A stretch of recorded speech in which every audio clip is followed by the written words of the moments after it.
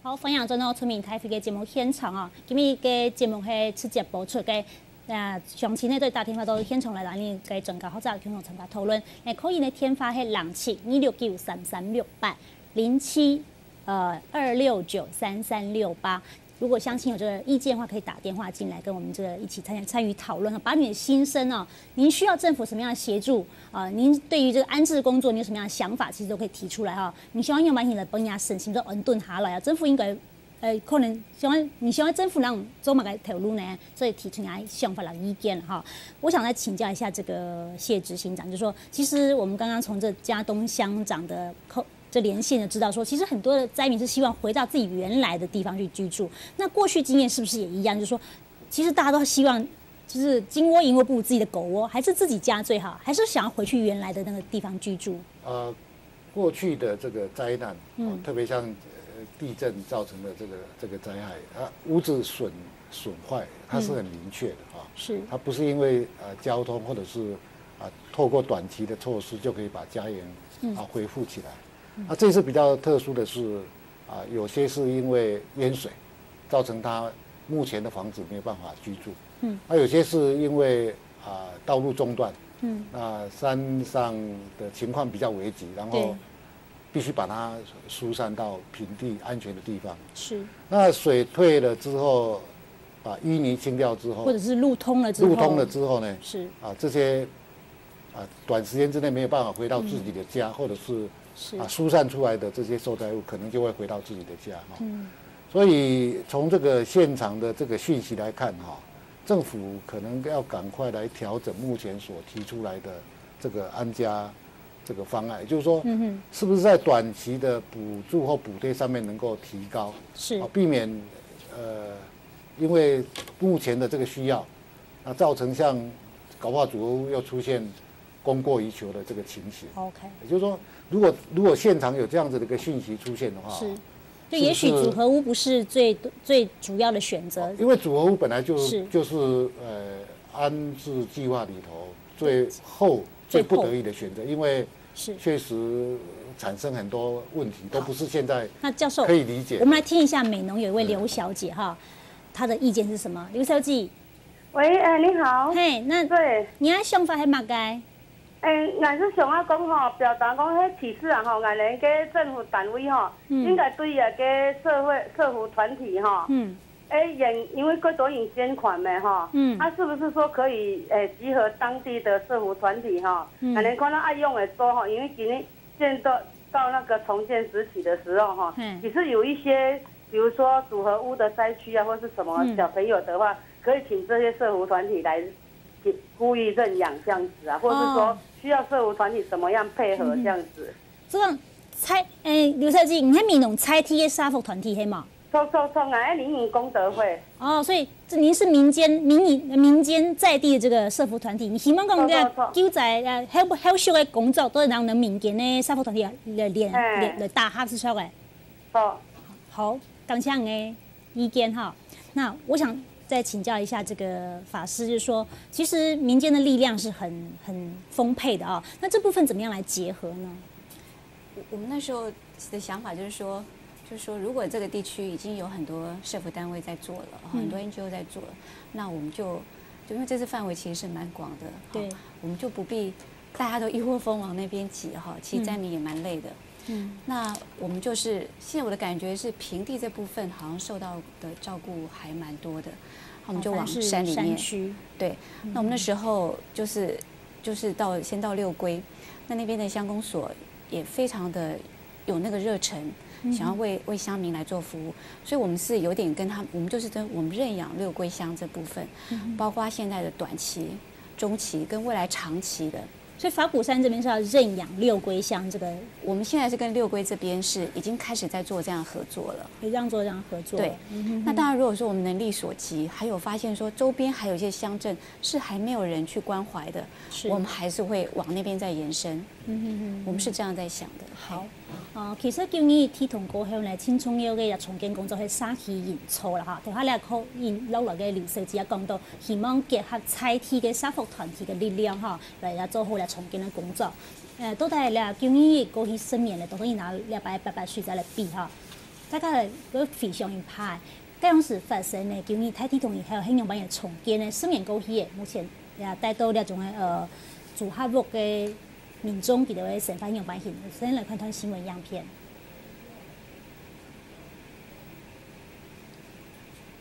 无讲过去，迄搭提合的火开幕已经10年了。林先生都已经行起无一照，所以七架真紧的路卡。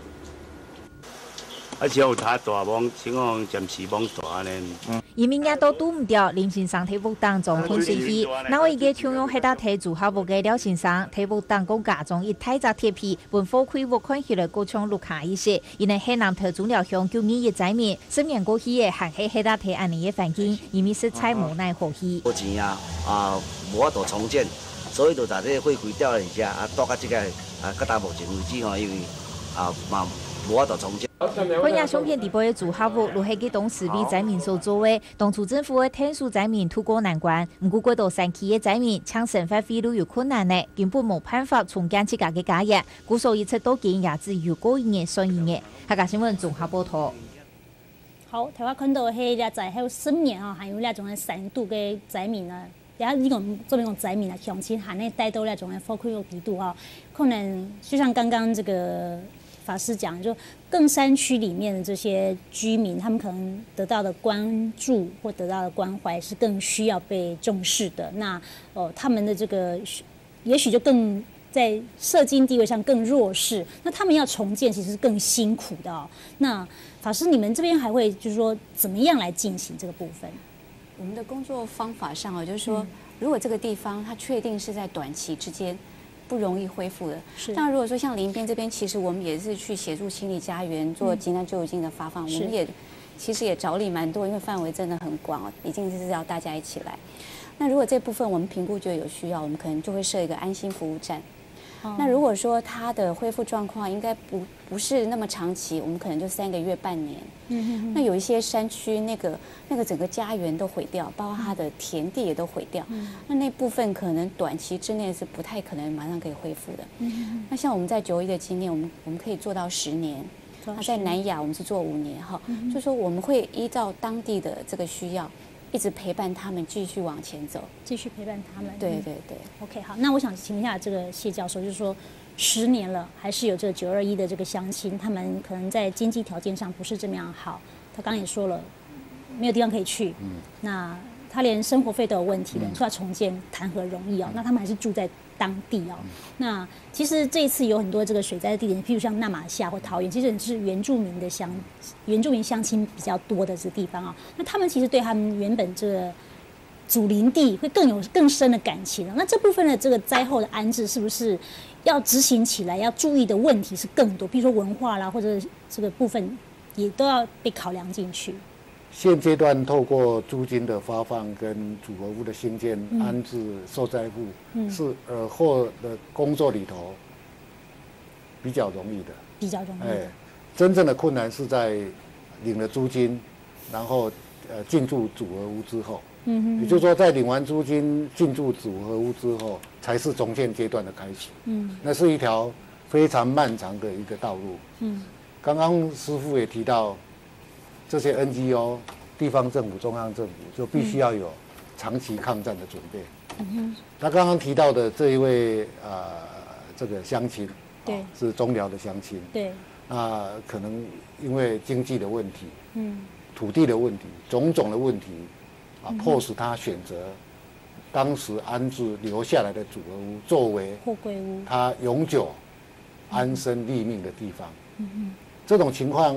跟很多受灾户没有能力兴建一个合法的房子的时候呢，他选择搭建铁皮屋一样，这是很艰难的一件事情。那我自己的经验告诉我，重建是很难画下一个完美的句点。我也常常用这句话在自我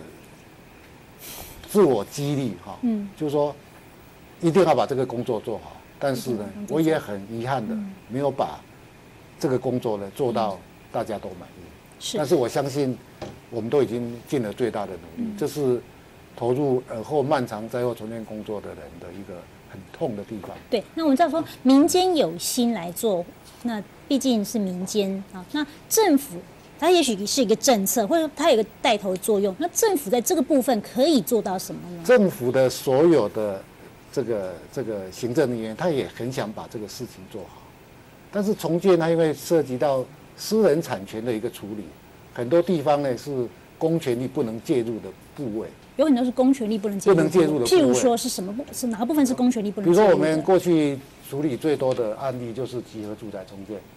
那集合住宅的重建的过程里头，土地是少则5、6个人，多则400、500个人共同持有。就算你开口要把这块土地买下来，你也要大家同意啊。是。只要有人不同意，你就非得透过司法的这个程序不可。那本来要帮忙的一个善意，弄到最后可能要走上司法诉讼的程序。那对民间团体来讲，还有这个热情，但是到了公务系统，它不止受到热情的这个限制，也受到法定的限制。也就是说，它必须要考虑的面向更多。所以情理法三者要结合在一起，面对这个灾后漫长的重建的时候，它的困难度就大大提高了。10年前我也跟很多人一样，常常会指责公务系统不用心。那10年之后，我变得比较宽容，比较去宽容，去理解公务系统有它的这个瓶颈。所以我也常常劝大家要体谅啦。但是有时候人家就说我怎么变那么多？那确实是因为我理解他们的痛苦。OK， 好。那这是嘉高叔的回答是讲，俩在迄个重建工作，那路会非常的长的哈。我们讲俩人情、脱离法律，给好多恐吓时间是变得懂困难哈。过来谈一谈那种来自树林的庄先生的口音。树林的张先生你好。你好。是，您的想法是什么？没有，我一些朋友哈，包含一些有人社福团体下去做义工，有没有？可是他们有些灾民的态度哈。让他们感觉到有点灰心呐。我是什么样的态度让你们感到灰心？也要有一种自立自强的态度啊。不要人家官员下去，或者说一些人下去帮忙也要骂人家，骂得好难听。我是觉得不大好啊，会让北部人有点心灰意冷。好，谢谢。因为我是开店的听到有很多客人在讲，有些人也是不大高兴。好，谢谢树林的张先生其实我们也看到，就是说，其实灾民在面对这种家园巨变，第一时间可能是呆住了，因为一夕之间什么都没有了。接下来可能就是愤怒，为什么会是我？为什么老天爷选中是我？也许刚刚这个树林张先生讲的状况是在灾民这个情绪处理上面，他必然会有一个这样的反应，他不见得可能是真的是灾民他们的一个状况。那这个部分就这个法师的了解是怎么样呢？这部分就是因为我们在山里面碰到比较是一些老人家很多，那老人家其实他们好像没有去想到这么多这么远哦，他们大概想着说，哎呀，我来住搁在不会他就准备再住进去。可是我们去看，那真的很危险，就是只要再有一场大雨或是一个，他可能就会又被掩埋了。对，所以在我们那部分，其实可能会有这些情绪的反应，这也是很自然。那这毕竟可能是比较少数的那大部分的村民，其实他们一直很努力，想要把他的房子再把它复原起来。像我们昨天看到一个82岁的老先生，他一个人在整理他的那个家。其实我们这种年轻人看到手脚都要软了。是。他那个土石流，那个土是那么的厚，他一个人在那边慢慢的挖。但阿兵哥这次也非常帮忙，对，都用山猫把那个土先挖掉。可是细部的那些锅碗瓢盆、家具的整理。那些对一个老人家来讲，其实是很困难的。所以我们一再强调说，在这次救灾当中，态度很重要，同理心很重要。我想灾民面对巨变，有很多人讲他为什么不搬走？他为什么住在那个地方？或者说他为什么会生气？觉得好像都在指责这些很多的单位或者很多的他的愤怒其实这也应该是一种同理心就是说，也许我们可以去理解说，因为他一夕之间什么都没有，他这个心理的这个层次一定是先是震惊，然后到愤怒，然后到悲伤，然后才是也许是无奈或者是重生，这是4个阶段不过我们也接听另外一通从台北来的刘先生的电话。刘先生你好。你好。你的想法是什么？我也爱买一个旧年嘅苏仔夫啊。你要旧年嘅苏仔夫啊？咁你10年人有冇唔高誒？普利啊。愛雖然做這個哦，愛冇強到啊。愛都舊年嘅嗬，9月19，愛就送咗在俾你啊。冇也冇愛到啦嘛。不過。家己啊，無個是來煮的啦吼。家己是當個油費的啦。愛那個吼，隔壁安尼，隔壁是連做薯片是2種呢。有薯片是2種呢。連一罐礦泉水就冇食到啊。有點哦。真是一樣。有迄種是自己給做生意咩？愛做生意哦，愛平常人中廚房嗰度佢家全部拿出別啊。所以你這樣子讀了9年的時間，還能可能吃力強、吃力糾結的方式，都那種嘅壓殺都係當中起行起來是錯嘅。但你擺本來就數到800歲再來載明，要把嘢鼓勵嘛，那個加油打氣下嘛。當然鼓勵是太加鼓勵啦，該加油啦。加油呀！好，感謝你位台北嘅劉先生哈，他本身也是921的這個受災戶啦。他說，當然他可能提前到台北來，還沒有受到這個人沒有怎麼樣，但是他後來也是參與這個他們家開雜貨店，就把他自己的物資都拿出來這個賑災。所以我們可以看得說，其實台灣的這個鄉親，大家就是還是很有溫暖的哈，很有溫情這個部分哦。那其實我們知道說，我們剛剛講身心的安頓，那安置有短期的，有長期的，那其實心靈的重建其實是更重要的哦。那我想問一下這個教授，就是說，在心靈重建這個部分，921當時候你們是怎麼樣來做？那這一次您覺得說，什麼樣的經驗是我們從921裡面學到，這一次可以來好好的去撫慰災民的？剛剛也提到，組合屋興建完成，災戶進駐組合屋之後，因為它也形成另外一種形式的一個社區哈。對。在那個環境之下哈，確實需要有更多的慈善團體，以認養的方式呢，陪伴他們度過那個過渡的一個階段。對。我想，這個部分呢是在組合屋興建完成之後，馬上要進行的哈。那除此之外啊，這一次的一個特別法的一個制定裡頭，我大概就很明確的建議哈，能夠在特別法裡頭訂定一個所謂的由中央支持哈，那縣市政府在各鄉鎮市啊，特別是受災嚴重的地區呢，能夠多設立生活重建中心。生活重建中心，那透過這個生活重建中心呢，提供受災戶呢，一次到位，而且是多元的服務。那這裡頭就包括剛剛主持人所講的這個生活的重建，還有包括爾後的一個就業的一個訓練，那麼就業的這個轉介各種補助措施的一個申請，能夠透過生活重建中心來幫忙政府做。所以等於說，這些生活重建中心，它是很深入在各個的這個災民的安置的這些組合屋或者是社區裡面。它就是說，假設這個組合屋社區有50戶以上，是，那我們也希望由政府在這個組合屋社區裡頭設一個生活重建中心，作為政府跟受災戶之間溝通的一個窗口，可以就近來協助解決他們的問題。那這種做法在921之後呢，是被我們所倡導的，也就是說，最後這樣子的一個倡導也被政府所接受，正式納入921特別條例裡頭。對，那我不曉得這一次他怎麼，他這一次我不曉得為什麼忘記了這件事情。這件事情這一次你目前還沒有看到。忘記了，但是我已經正式在我的建議的版本裡頭把它放進去了。所以你已經有做這個善意的這個建議和提醒。對，我希望這一次也能夠嚴厲辦理。原力辦理，對因為它是可以由政府自己來辦，或者是委託慈善團體來辦這個在過去發生很大的一個效果，像法鼓山也有進駐到，對，也有進駐到921的災區裡頭做這樣的事情。那我就來請教一下法師說，你們剛剛說會去陪伴這些災民那您的陪伴是用什么样的方式？那他们这些乡亲可以在这边得到什么样的协助？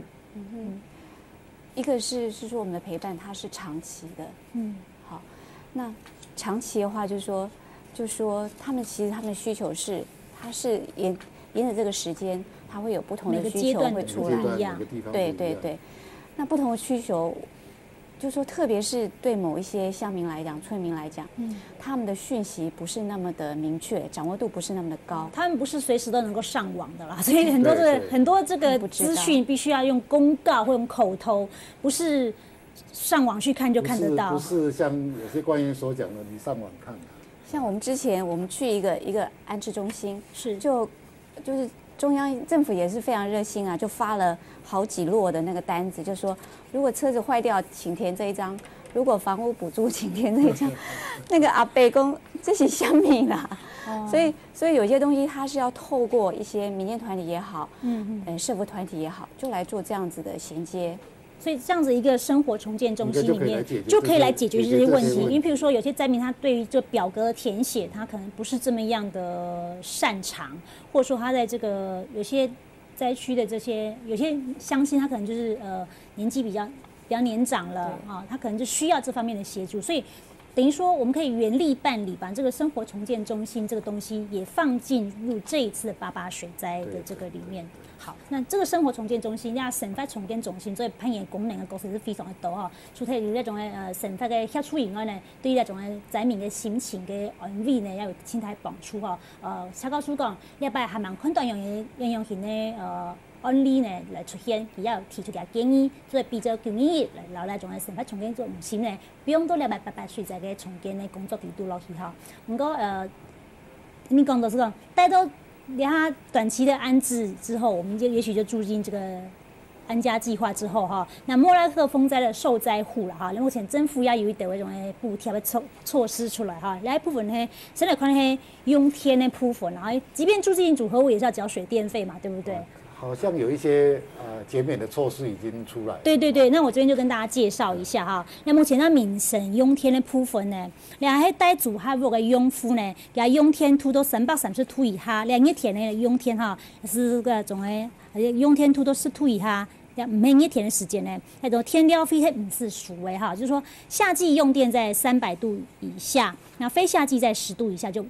这个电费就不收了哈。240的期间呢，从8月8号一直到民国18年，这个8月7号就等于为期2年就对了哈。那个呢，经过了政府阴天使用中心，那灾民的任务完成过后呢，也都用天料费也不用收的，是吧？灾民收容中心的电费也是不收的啊。那这个是在今年的年底，98年12月31号为止哈。那我还有那种这个自行重建的话呢，那种省抢用天呢，不是除了线路补出那种补出费啦，是吧？如果你自行盖屋的话，这个再重新拉电线，这个电路拉线费就不收了哈。然后还为期2年到18年的8月7号为止。然后目前一些水电的部分啊，这电的部分的这个，还有这个。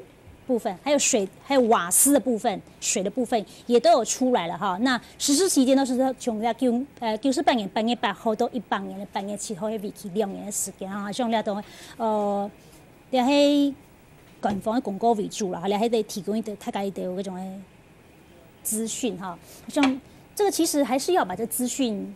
有一个人去做这个整理，然后告知给灾民，所以我们刚刚讲这个生活重建中心就蛮重要的哈。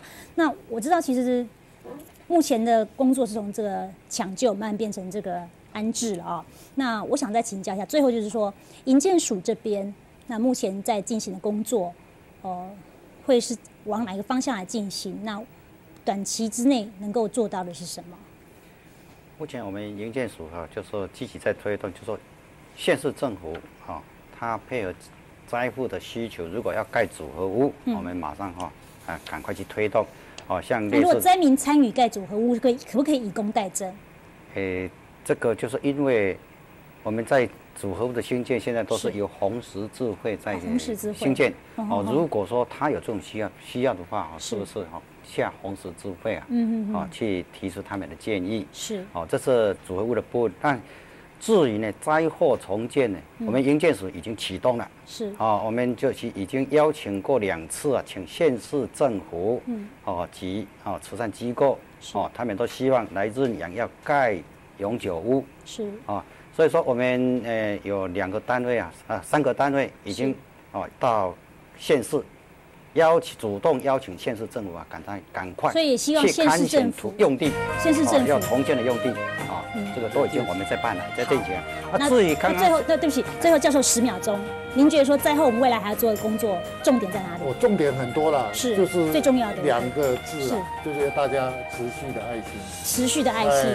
好，那法师呢？就是现在在安身安家之后，未来的安业。问题还有安心的这个问题，人生茫茫，到底该往哪里走？这都是我们未来持续要关怀的。好，救灾工作可以持续不断呢。下礼拜继续关心啦灾民特殊的问题，欢迎继续收听村民派对，感谢大家收看。